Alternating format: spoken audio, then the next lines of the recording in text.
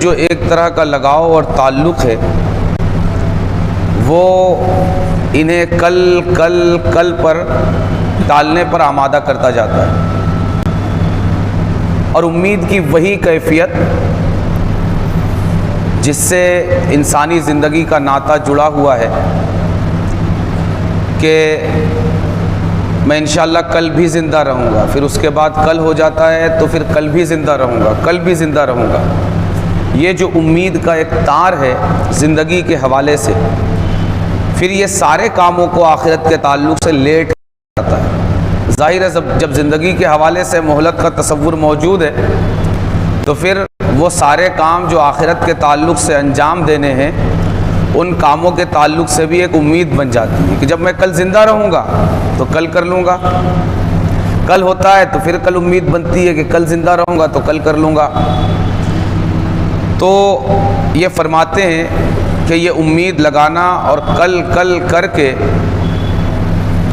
اس کام کو ٹالتے رہنا کہ آخرت کا سامان لیٹ کرتے جانا اس چکر میں، فرماتے ہیں یہ عقل مندی کا کام نہیں ہے، اس لیے کہ عمر برفست و آفتاب تموز، اندک ماند و خواجہ غرہ ہنوز۔ فرماتے ہیں کہ زندگی کو یوں سمجھو، تم کل پہ ٹال رہے ہو نا، یہ سمجھو کہ سورج مئی کا نکلا ہوا ہے۔ ہمارے یہاں کے ویدر اور موسم کے اعتبار سے سب سے تیز سورج کی جو تپش ہوتی ہے وہ مئی میں ہوتی ہے یا ہوتی تھی، اب شاید اس طرح نہیں ہوتا، ویدر بہت چینج ہو گیا ہے، لیکن پھر بھی مئی ابھی بھی گرمی کو بیان کرنے کے لیے اپنے یہاں ذکر کیا جاتا ہے کہ مئی کی دھوپ سب سے سخت ہوتی ہے اور سورج سب سے تیز ہوتا ہے۔ فارس کا جو پورا علاقہ ہے وہاں پر جس موسم میں سورج سب سے زیادہ تپش اس کے اندر ہوتی ہے اس کو تموز بولتے ہیں، جیسے ہمارے یہاں مئی ہے ایسے ہی وہاں تموز ہے۔ تو یہ کہتے ہیں کہ سورج جو ہے وہ مئی کے مہینے کا ہے، تیزی والا، اور زندگی یہ برف کی طرح ہے، زندگی برف کی طرح ہے۔ اب سخت ترین تپش والے سورج کے نیچے اگر برف کو رکھ دیا جائے تو کیا ہوگا؟ کبھی نہیں پگھلے گا، پگھلے گا کبھی؟ ہاں پگھلے گا، برف پگھلے گا اور بہت تیزی سے پگھلے گا۔ کیوں؟ اس لیے کہ ظاہر ہے کہ جب برف کو دھوپ میں رکھا جائے تو تیزی سے پگھلتا ہے، اگر اسی کے لیول کے کیا کہتے ہیں ٹیمپریچر پر رکھا جائے تو برف نہیں پگھلے گا، یا اس سے زیادہ ٹیمپریچر، لیکن ٹیمپریچر جیسے ہی برف کے ٹیمپریچر سے ڈاؤن ہوگا برف پگھلنا شروع ہو جائے گا، اور یہ ٹیمپریچر جتنا ڈاؤن ہوتا جائے گا، اور ذکر یہاں کس ٹیمپریچر کا ہو رہا ہے؟ یعنی سال میں سب سے کم ٹیمپریچر جس موسم میں ہوتا ہے اس موسم کا تذکرہ ہو رہا ہے، تو اب اس موسم میں برف بہت تیزی سے پگھلے گا۔ تو کہتے ہیں کہ زندگی یہ برف ہے اور سورج مئی کا ہے، لیکن پھر بھی تجھے مئی کے سورج کے نیچے اپنی برف جیسی زندگی کے رکھنے کے باوجود بھی زندگی کی فکر نہیں ہے کہ یہ کتنی تیزی کے ساتھ پگھلے گی۔ عمر برفست و آفتاب تموز، اندک ماند و خواجہ غرہ ہنوز۔ زندگی برف کی طرح ہے اور سورج مئی کا نکلا ہوا ہے، اور زندگی پگھلتے اب تھوڑی رہ گئی ہے، اور جناب حضور والا ابھی بھی دھوکے میں پڑے ہوئے ہیں، غفلت میں۔ غفلت کیا ہے بھائی؟ امید کا ناطہ جو زندگی سے جڑا ہوا ہے کہ زندگی ابھی بہت باقی ہے، ابھی تو جوانی ہے، ابھی تو ادھیڑ پن ہے، اور ابھی تو بچپن ہے۔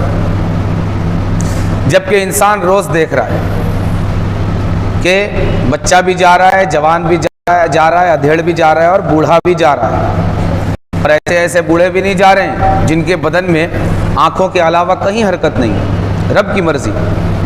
یعنی ہر زندگی کا ہر زمانہ یہ خطرے میں ہے۔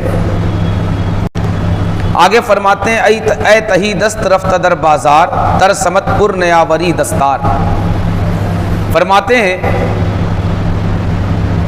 کہ تم نے اگر آخرت کے بازار میں اپنے لیے مال نہیں بھیجا،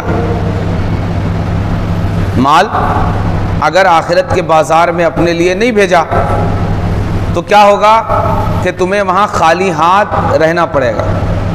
اور بازار میں جو خالی ہاتھ جاتا ہے وہ کچھ خریداری کر کے لا سکتا ہے؟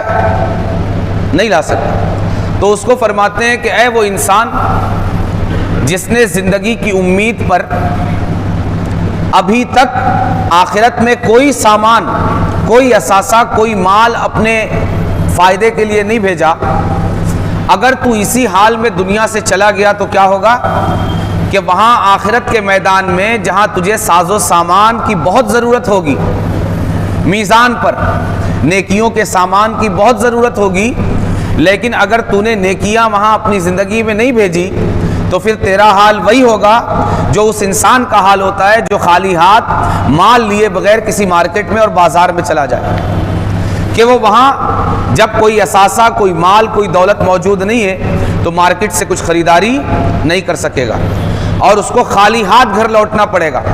اسی طرح اے وہ انسان جس نے اپنے میزان آخرت کے لیے کوئی نیک عمل آخرت میں نہیں بھیجا، اسے یہ سمجھ لینا چاہیے کہ وہ میدان محشر میں جب تول ہوگا، کانٹا لگے گا، میزان قائم کیا جائے گا تو اس کے نیکی کے پلے میں کچھ بھی نہیں رہے گا، اور جب نیکی کے پلے میں کچھ بھی نہیں رہے گا تو یہ جنت کی خریداری نہیں کر پائے گا. اور جب نیکیوں سے پلہ خالی ہوگا، جنت کی خریداری نہیں ہوگی تو کہاں جائے گا؟ گھر تو دو ہی ہے، یا یہاں یا وہاں، تیسری کوئی جگہ انسانوں کے لیے نہیں ہے. اللہ سب کا ٹھکانہ جنت بنائے. اے تہی دست رفتہ در بازار تر سمت پر نیاوری دستار.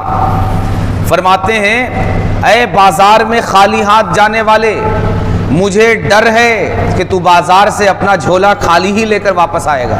کیوں؟ اس لیے کہ اس ہاتھ دے، اس ہاتھ لے، دیا نہیں تو لے گا کیا؟ کہتے ہیں نا تیرا باپ بیٹھا ہے دکان پہ، سسر کی دکان ہے، کس کی دکان ہے؟ اس لیے اگر کچھ خریداری کرنی ہے تو پیسے دینے پڑے گے. آگے فرماتے ہیں ہر کے مزروع خود خورد بخوید وقت خرمنش خوش بایت چید. ہر وہ انسان جو اپنی کھیتی کو کٹائی سے پہلے ہی توڑ کھا جائے.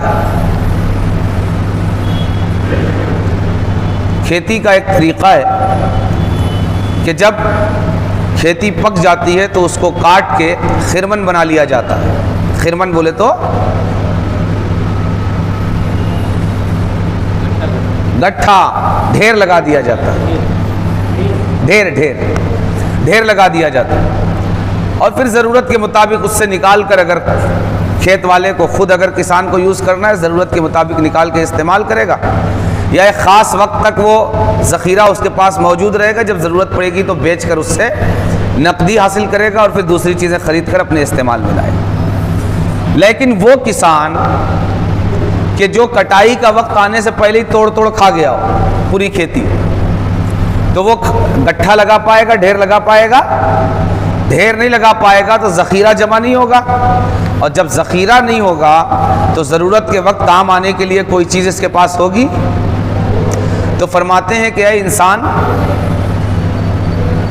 تو اپنے نیک اعمال کو ذخیرہ کر، اپنی صحت کو، اپنی تندرستی کو، اپنی سانسوں کو، اپنی زندگی کو غنیمت جان، اور ضرورت کے وقت کے لیے اس کو استعمال کر کے جمع کرتا رہے.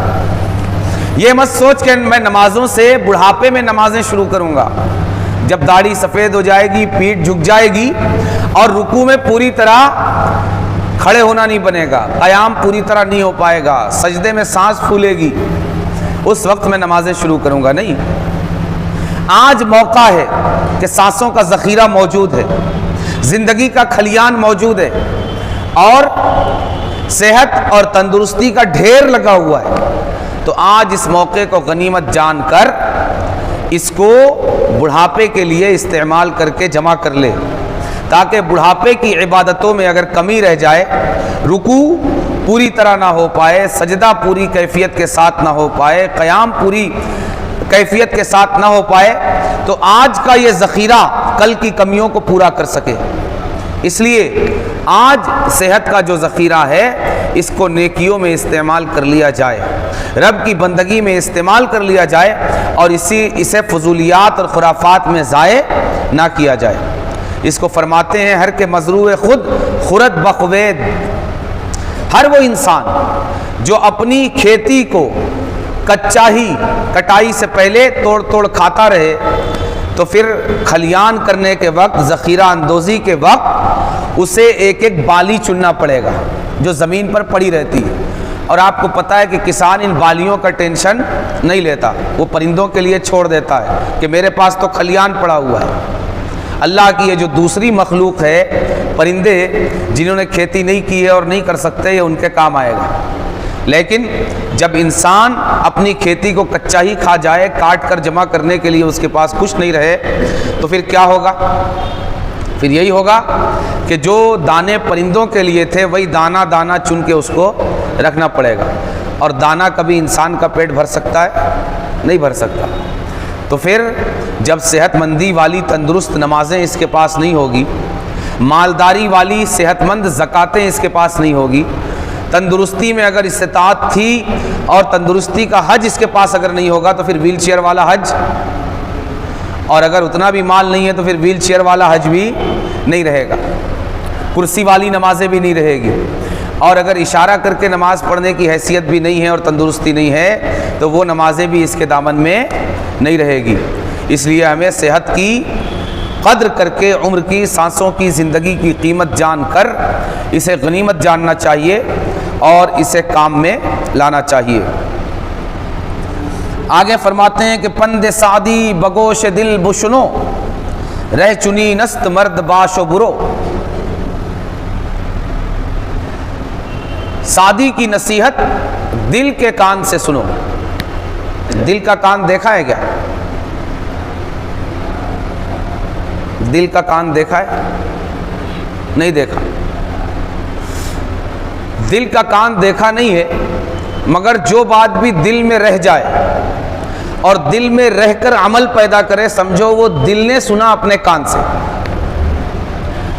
مگر دل کو سنانے کے لیے یہ والا کان بھی ضروری ہے، یہ بیکار نہیں ہے۔ یہاں سے سنو گے تو اس سے ہی دل والا کان جو ہے وہ کیچ کرے گا، اور اگر یہاں سے نہیں سنا تو دل کا کان کام میں نہیں آئے گا۔ اس لیے دونوں کان ہونا یہ ضروری ہے۔ تو یہ کان بھی کام کا ہے اور یہ والا بھی کام کا ہے، مگر یہ والا کب کام کا ہے؟ جب یہ ریسیو کر کے اندر پہنچائے۔ اگر یہ ریسیو کر کے ادھر سے باہر کر دے رہا ہے تو پھر کام کا نہیں ہے۔ اس کو کہا، یعنی مطلب یہ ہے کہ تم سنتے تو بہت کچھ ہو لیکن غفلت میں ٹال دیتے ہو۔ وہی امید کی رسی بہت طویل ہے، تو کہتے ہیں ٹالو مت، دل کے کان سے سن لو تاکہ تمہیں نصیحت حاصل ہو اور تم اس کو اپنی زندگی میں برت سکو۔ پند سعدی بگوش دل بشنو، رہ چنی نست مرد باش و برو۔ سعدی کی نصیحتوں کو دل کے کان سے سن لو۔ کیوں؟ اس لیے کہ کامیابی کا راستہ صرف یہی ہے۔ اس لیے مرد بنو مرد، اور مرد بن کر راستہ چلو۔ مرد باش و برو یہ کہہ رہے، میں نہیں کہہ رہا ہوں، مرد بنو اور اس راستے پر چلو یہ کہہ رہے ہیں۔ رہ چنی نست مرد باش و برو۔ اب ظاہر ہے کہ ہم جتنے یہاں بیٹھے ہوئے ہیں کوئی پردہ نشین خاتون کوئی بھی نہیں ہے، سب مرد ہیں، لیکن مرد وہ ہے جو یہ راستہ چلے۔ کون سا راستہ؟ جو اللہ کا راستہ ہے، اس کے رسول کا راستہ ہے، اور یہ مردانگی ایسی ہے جو عورتوں سے بھی مطلوب ہے۔ نہیں سمجھا؟ یہ مردانگی ایسی ہے جو عورتوں سے بھی مطلوب ہے کہ وہ بھی اپنے اندر مردانگی کے یہ اوصاف پیدا کریں، یعنی شجاعت اور دلیری رب کی اطاعت، رب کی فرما برداری کی وہ کیفیت ہر مرد اور ہر عورت کے اندر زندہ ہو کہ جہاں وہ شیطان کے حربوں کا ڈٹ کر مقابلہ کر سکے اور شیطان کے بہکاوے میں نہ آئے اپنی کمزوری کی بنیاد پر، بلکہ رب کے راستے پر ایسی استقامت حاصل ہو، اس طرح جم جائے کہ شیطان کے ہزار بہکاوے کے بعد بھی اس کے بہکاوے میں نہ آئے۔ فرمایا پند سادی بگوش دل بشنو، رہ چنی نست مرد باش برو، سادی کی نصیحت کو دل کے کان سے سنو اور راستہ صرف ایک ہی ہے اور اسی راستے پر چلو اور مرد بن کر چلو۔ آگے یہ اس چیز کا تذکرہ کرتے ہیں کہ میں نے جب اپنی زندگی کا محاسبہ کیا، اپنا وکیل بنا اپنے ہی خلاف، تو میں نے دیکھا کہ میں نے زندگی کو غفلت میں ضائع کر دیا، اور ایک لمبا حصہ زندگی کا اب یہ بڑے لوگوں کی بات ہے، اب وہ اپنی زبان سے کہہ رہے ہیں تو ٹھیک ہے، بات سمجھ میں آ رہی؟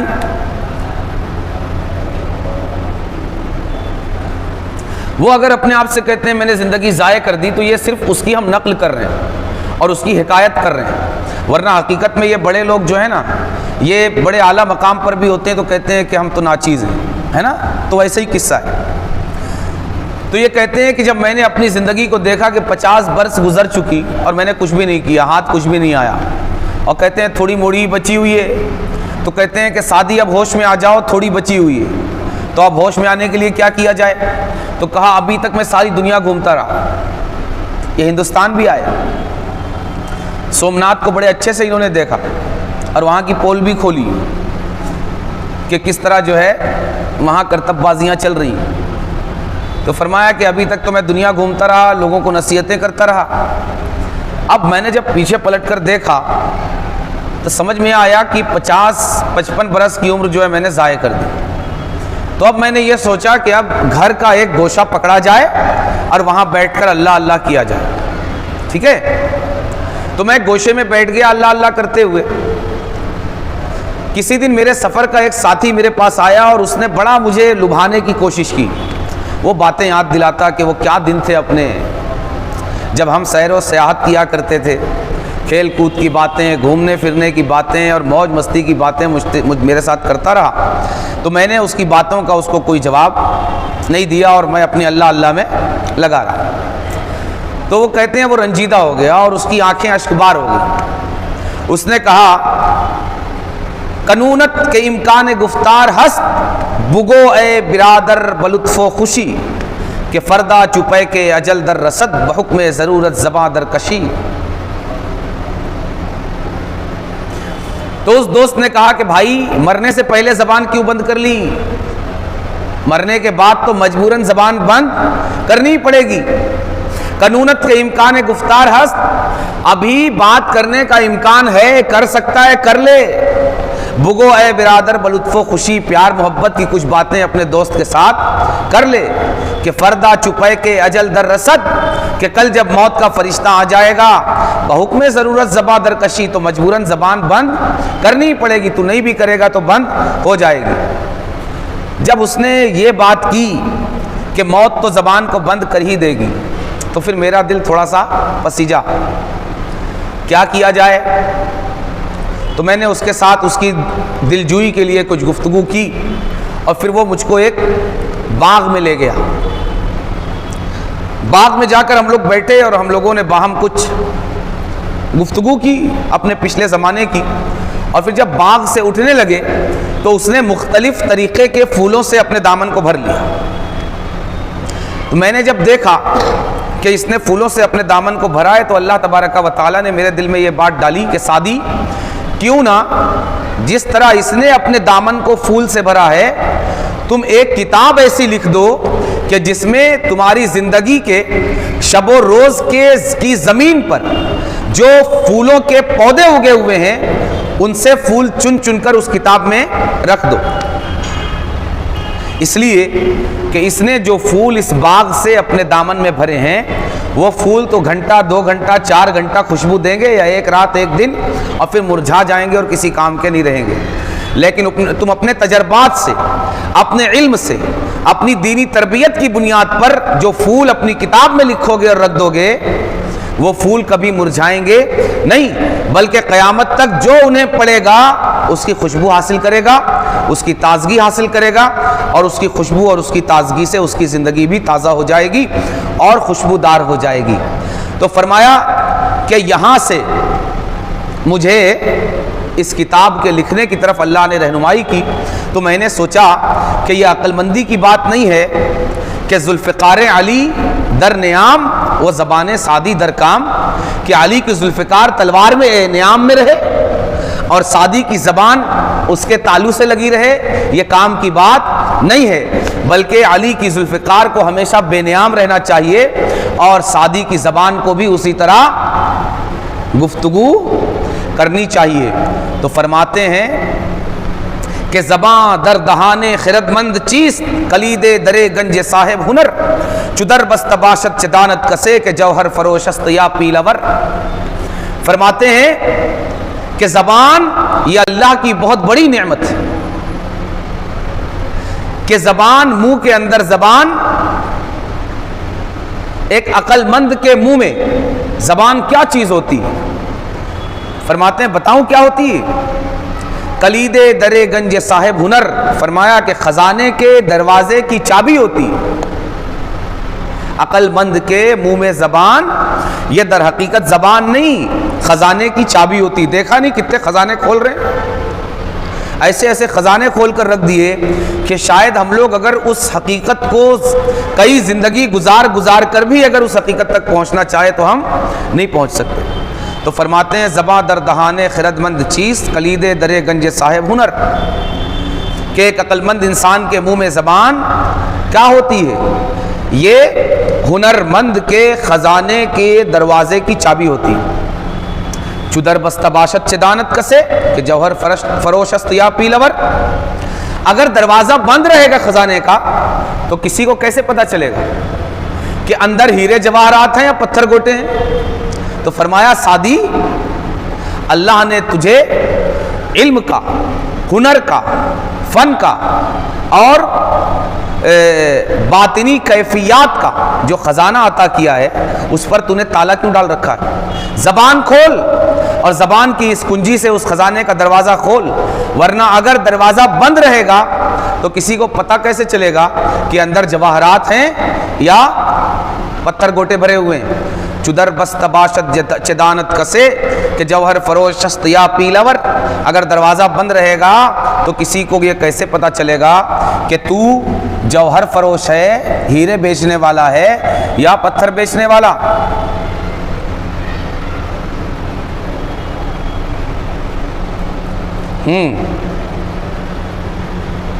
اگرچہ پیش خردمند خاموشی ادبست، بوقت مصلحتاں بہ کے در سخن کوشی۔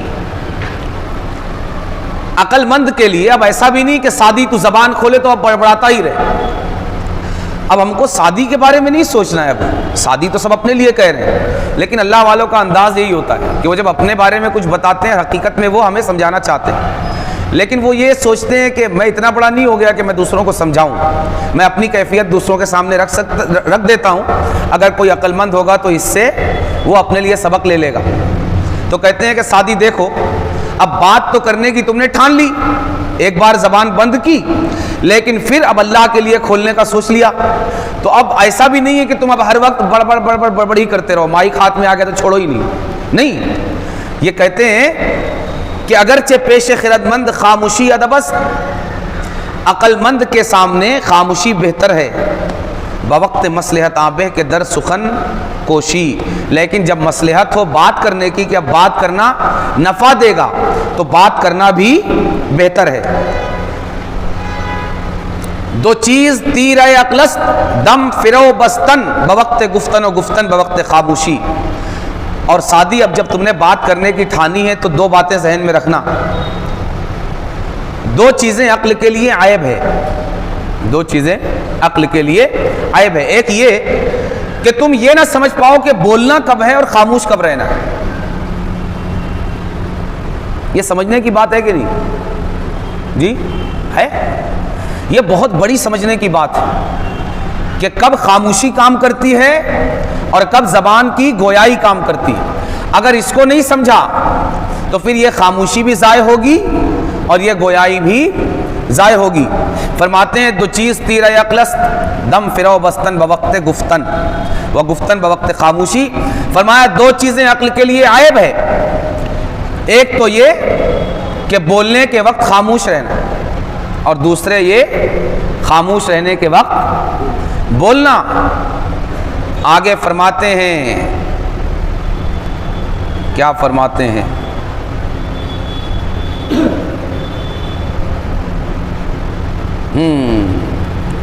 اب اپنے دوست کی طرف، یہ سب سوچ لیتے ہیں، اندر ہی اندر سوچتے ہیں، اور سوچنے کے بعد جب اب ارادہ پکا ہو جاتا ہے تو اپنے دوست کو کہتے ہیں بچے کا رائے دد ذکل طبقے از گلستان من ببر ورقے، اے ببر ورقے۔ وہ اسی لیے اپنی کتاب کا نام گلستان رکھا انہوں نے، دوست نے پھول بھرا تھا نا دامن میں، تو اس کو یہ کہنا چاہتے ہیں کہ یہ پھول کام کے نہیں ہے، یہ پھول کام کا ہے، اور یہ گلستان اتنے کام کا نہیں ہے جتنے کام کا یہ گلستان ہے، یہ والا۔ تو کہتے ہیں اس کو بچے کار آیدت ز گل طبقے از گلستان من ببر ورقے۔ فرماتے ہیں کہ یہ جو تو نے اپنا دامن پھول سے بھرا ہے یہ کوئی کام نہیں آئے گا، کام چاہیے، اگر کام لینا ہے تو میرے اس گلستان سے ایک ورق لے جا، ان پھولوں کا ایک طبق کام کا نہیں ہے، مگر میرے اس گلستان کا ایک ورق یہ کام کا ہے۔ تو کہتے ہیں کہ پھولوں کا ایک طبق کس کام آئے گا؟ میری اس گلستان کتاب سے ایک ورق لے جا، گل ہمی پنج روز و شش باشد وی گلستان ہمیشہ خوش باشد۔ کہتے ہیں پھول کیا ہے؟ پھول 4-5 دن تازہ رہے گا، اور میری یہ گلستان ہمیشہ تازہ رہے گی۔ کہتے ہیں گل ہمی پنج روز و شش باشد، پھول تو یہی 4-5 دن کا ساتھی ہے، وی گلستہ ہمیشہ خوش باشد، اور میری یہ جو گلستان کتاب ہے نا یہ کیا ہوگی؟ ہمیشہ زندہ رہے گی۔ آگے سے پھر دوسرا مضمون شروع ہو رہا ہے، تو انشاءاللہ اس کو کل شروع کریں گے۔ اللہ تبارک و تعالی جو کچھ نصیحتیں انہوں نے کی ہیں اور جس نصیحتوں کو دل کے کان سے سننے کی نصیحت کی ہے، اللہ تبارک و تعالی ان نصیحتوں کے سننے کے لیے ہمارے دل کے کانوں کو کھول دے اور ان نصیحتوں کو ہمارے دل میں اتار دے اور اس پر عمل کی توفیق عطا فرمائے۔ وما علینا الا البلاغ۔ السلام علیکم ورحمۃ اللہ۔